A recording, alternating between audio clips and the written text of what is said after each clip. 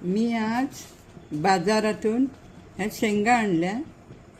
पिशवी फाटते म्हणून तुकडे करूनच आणले असे. पिशवीतनं आणायला बरे पडतात. ह्या वजनी 1/2 किलो आहेत. पुढे आपण याची रेसिपी पाहणार आहोत, ही कशी करतात ती. याची भाजी खायला एकदम छान लागते.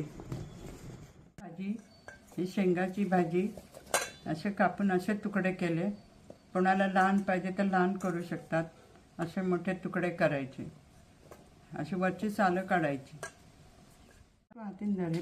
हे एवढे धणे, हे 4 मिरच्या, हा 1 कांदा आणि हे खोबरं आणि हे लसणीच्या 4 पाकळ्या. ह्याचं वाटण करायचं आणि मग त्यात मिक्स करायचं. पसरट भांडं घ्यायचं, मग शिजवायला बरं पडतात. त्याच्यात हे मिक्सरचं वाटण घालायचं. हे वाटण घातल्यानंतर मग जरा पाणी घालायचं. याच्यात मी जास्त घेतलंय, तुम्हाला पाहिजे तसं तुम्ही घेऊ शकता. थोडं याच्यात पाणी घालायचं आणि याच्यात टाकायचं. जरा पातळसर करायचं, कारण त्याला शिजायला जरा पाणी लागतं ना, म्हणून थोडं पाणी घालायचं आणि ह्या शेंगा त्याला घालायच्या.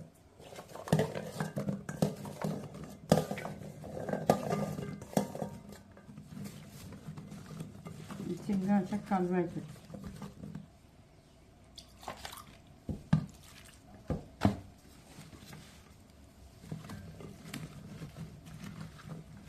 अशा वरती खालती करायचं. याला फोडणी द्यायची नाही, याच्यात तेल घालत नाही आम्ही असं वाटण करून घालतो आणि एकसारखं हे पसरवून ठेवायचं आणि मग ती गॅसवर शिजवायला ठेवायचं.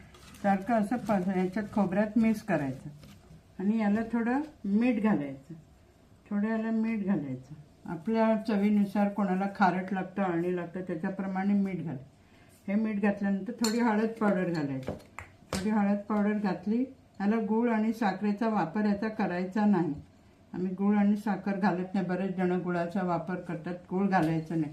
हे असं झालं ना का मग याच्यात थोडंसं पाणी घालून गॅसवर शिजत ठेवायचं.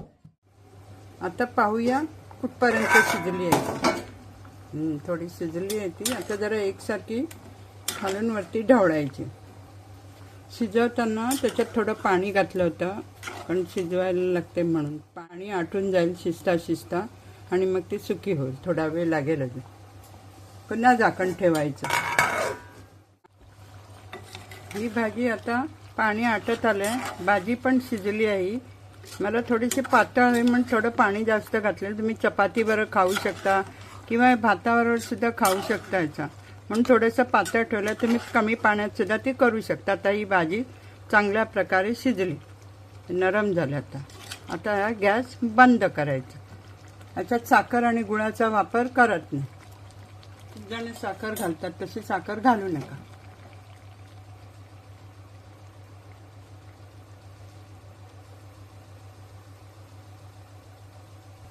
तुम्ही ही अशी भाजी ट्राय करा, कारण ती चांगली असते आरोग्याला, त्याच्यासाठी. आणि आम्हाला वाटण्याची सवय असल्यामुळे आम्ही खोबरं घालतो.